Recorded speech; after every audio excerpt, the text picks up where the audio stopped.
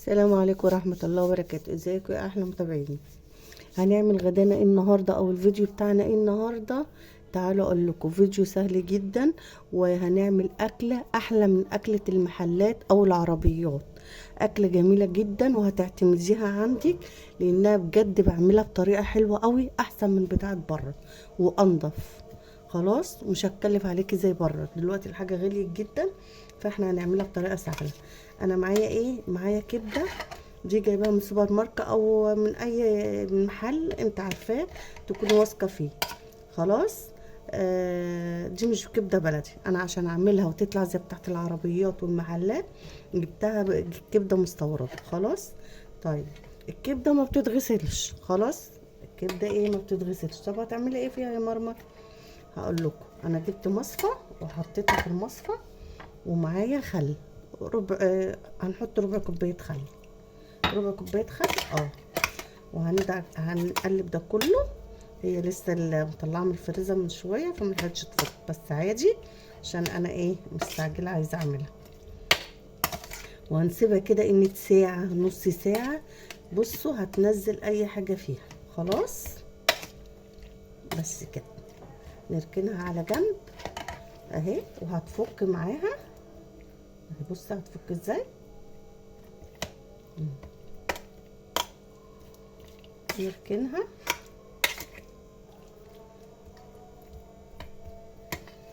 تعالوا بقى هنشوف هنعمل التتبيله او الطعم اللي بيخليها احلى من المحلات ازاي. خلاص. معايا ايه؟ معايا معلقه الهريسه اللي انا عاملاها، بس انا مش هكتر عشان هي حراقه وانا عيال مش بيحبوا الشطه. انتي لو كده بايه اعملي فلفل بارد. ومعايا ايه تاني؟ طب ما عنديش الهريسه مش مشكله، هاتي فلفل بارد وهاتي هيك توم، اعتبري ما فيش هريسه واعتبري ده فلفل بارد، ومعلقه توم. خلاص. و فلفل اسود، معلقه فلفل اسود صغيره، معلقه كمون،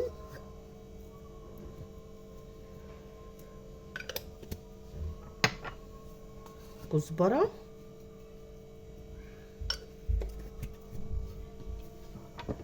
شويه ملح. مش عايزه تحطي ملح دلوقتي ما تحطيش، لما تيجي تعملي ما يجراش حاجه.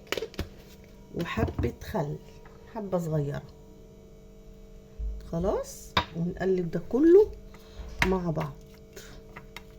بص خطواتنا سهله جدا، بس هتاخدي نتيجه رائعه رائعه. انت بصي مش هتبطلي تعمليها بجد. خلاص كده. طبعا انا لسه متبله الكبده، فانا هسيبها شويه كده يجي نص ساعه، وهسيب التتبيله دي ونرجع مع بعض. نروح على البوتاجاز نشوف هنعمل ايه، بس هسيبها نص ساعه. يلا بينا. لو مستعجله بقى اعمليها وخلاص، وامرك لله مفيهاش اي حاجه. هي تعتبر عقبال ما قلبت الحاجه نزلت اللي فيها. بصوا بقت حلوه ازاي. بصوا. يلا هسيبها نص ساعه كده وهرجع نشوف هنعمل مع بعض ايه. يلا يا بنات اهو انا عملت ايه. نزلت حطيت صينيه وحطيت عليها زيت. الكبده بتتعمل بزيت، بدل هتعملها ببصل تتعمل بزيت.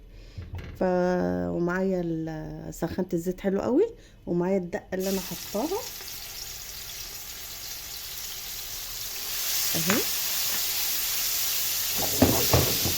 انا عايزاها بس ايه تتشوح بس كده.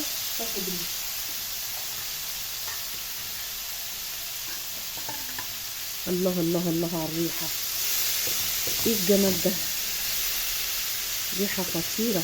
يا سلام يا سلام. وهنزل بالكبده اللي معايا.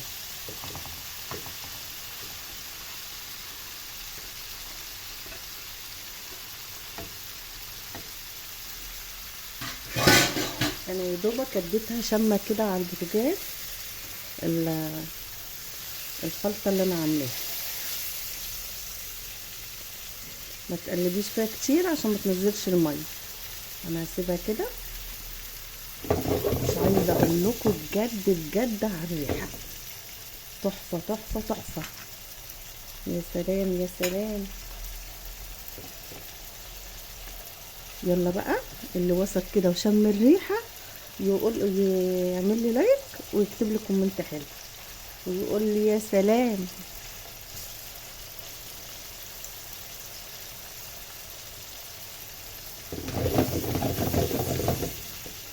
سلام يا سلام.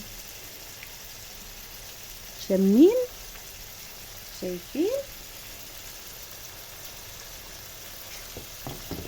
بجد ريحتها حلوه أوي، ولا تحسوا بريحه زفاره ولا اي حاجه خالص. بصوا،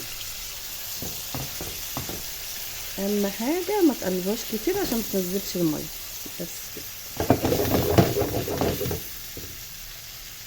بجد اعملوها احلى، مش احلى من اللي بتجيبوها من بره من على عربيات الكبده او المحلات.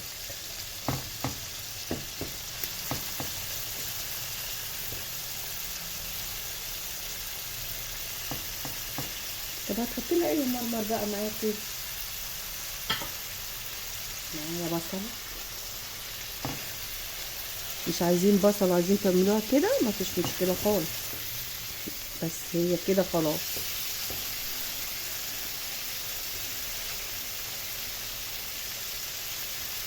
البصل غالي يا مرمر وبلاش خلاص. اهو قرن فلفل وخلاص على كده. عايزينها حراقه احط قرن فلفل رومي. حراق بارد حط له قرن بارد. وانا هنزل بعد البصل، انا عاملاه جوانح.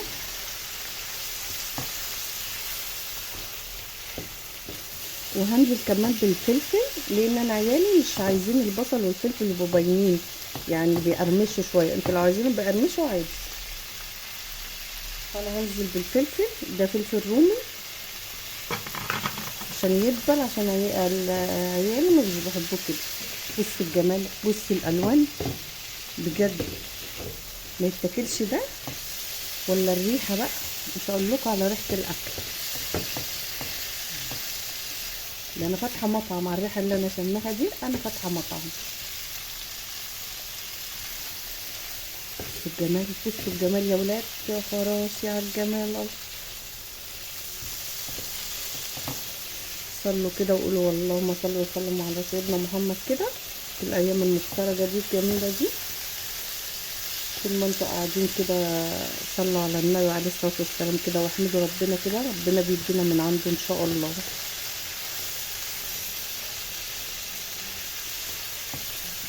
هحط بقى شويه ملح.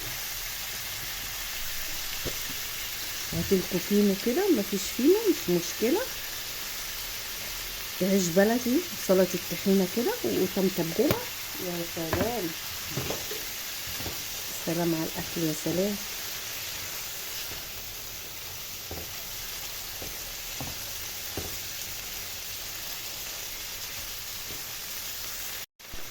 بصوا الجمال. لسه انا هحط لها تكه تاني، ما تروحوش بعيد. بس انا لو انت بحب اتبل البصل شويه عشان عيالي مش بيحبوه كده، لكن لو ما قرمش كده خلوها بتبقى جميله جدا.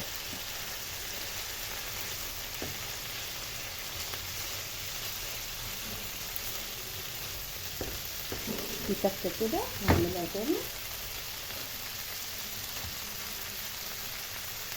معايا فص ثوم، نخلي بقى ايه، هنشوحه كده على جنب. الله الله الله الله على الريحه، الله.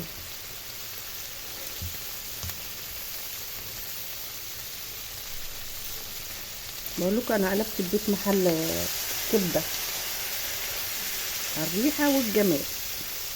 هعمل ايه تاني؟ فلفل اسود، انا بحب الفلفل الاسود على الكبده.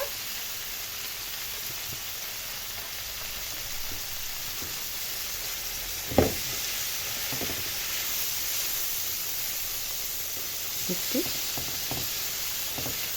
شفتوا الجمال؟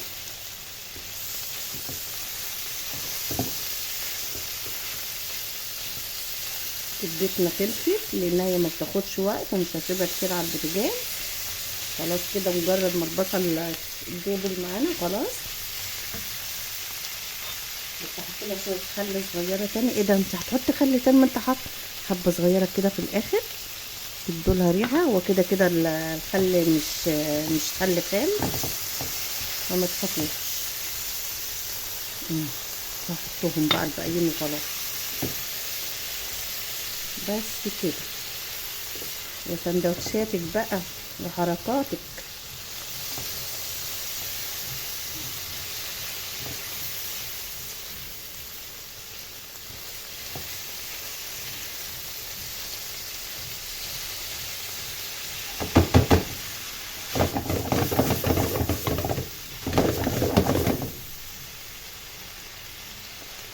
الريحه تجنن.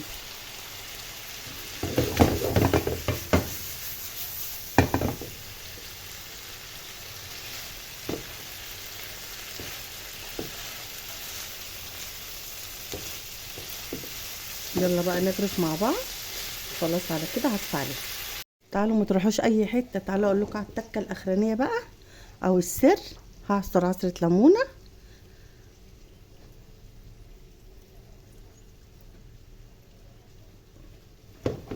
بصوا بقى الجمال بقى والريحه بقى. لازم عصره الليمونه دي. عايزين بقى تقطع ليمون جنبه بقى وتعصره مفيش مشكله. خلاص بصوا الجمال. بصوا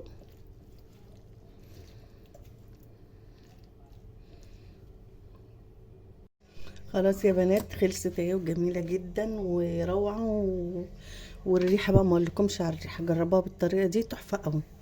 تعالوا بقى نعمل سندوتشات اهي. بصوا بصوا الجمال. عملنا سندوتشات اهي. هنحط عليها الطحينه. بصوا الجمال.